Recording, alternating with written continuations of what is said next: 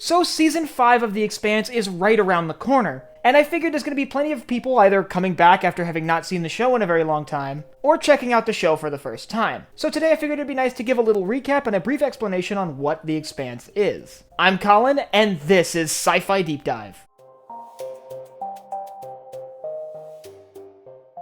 Remember, if you enjoyed this video, to head down below and hit that subscribe button. So the first 3/4 of this video will be just a general overview on what The Expanse is, and the last segment of it will be a brief rundown of the state of the solar system and what's sort of happened over the course of the show so far. So anyway, let's get started. So The Expanse takes place a few hundred years in the future. Humanity has expanded from Earth and colonized most of the solar system, with permanent human settlements on Mars, the moons of Jupiter, and various asteroids throughout the asteroid belt. However, humanity has not left the solar system. The simple fact is, faster-than-light technology has not been developed yet by humanity during the time of The Expanse, and so humanity is for the most part confined to the solar system. And while compared to other science fiction like Halo and Star Wars that may seem relatively small, The Expanse does a remarkable job making the solar system feel as massive as it really is. Generally, throughout the solar system there are several major factions, most notably is the United Nations, which has control over Earth and the Moon, the Martian Congressional Republic, which has control over Mars, as one would expect, and the OPA, which stands for Outer Planets Alliance, which operates throughout the moons of Jupiter and the asteroid belt. One of the things that I love about The Expanse is how grounded it is in reality. Unlike things like Star Wars or Star Trek, there is no technology that doesn't make any scientific sense. For example, you won't find any magic gravity in The Expanse. Everything is either linear acceleration-based gravity, or centrifugal gravity with the space station that's sort of spinning.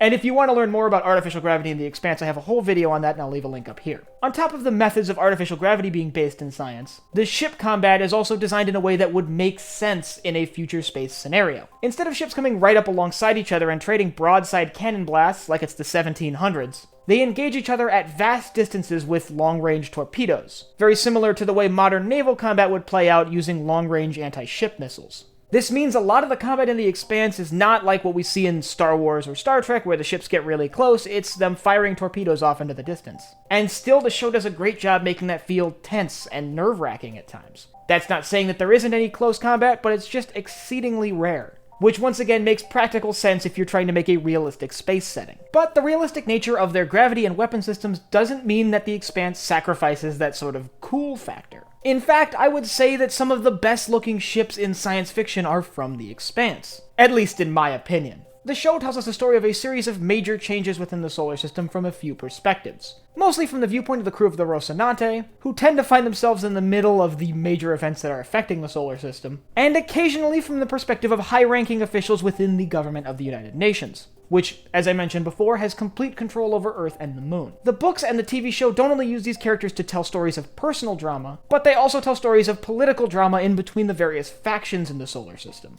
So all in all, I highly recommend checking out the show if you haven't already. All the seasons are available on Amazon, and I highly recommend starting from the beginning at the start of Season 1. But if you haven't seen the show yet, I'm going to start giving a brief recap, so I'll leave a link up here to a video about why I love the ships from The Expanse so much if you want something that's spoiler-free. So let's talk about what's happened so far in the show. So a particle known as the protomolecule was found and discovered to have come from likely outside of the solar system. This protomolecule is being studied by the Protogen Company, which ultimately wants to instigate a war between Earth and Mars. They design and build some stealth ships which they use to attack the Martian battleship the Doniger. Mars then blames this attack on Earth, and the protomolecule has an outbreak on the station Eros. That outbreak causes Eros to nearly crash into the Earth, however it is diverted and ends up crashing into Venus. The tension caused by that incident ultimately leave Earth and Mars on the brink of war, and another incident involving the protomolecule ultimately sparks open hostilities between Mars and Earth over Ganymede. That engagement spirals into the UN-MCR War, the First Interplanetary War. That war ultimately ends in a stalemate, along with the arrest of the UN Secretary General, who it's ultimately found is responsible for instigating the war.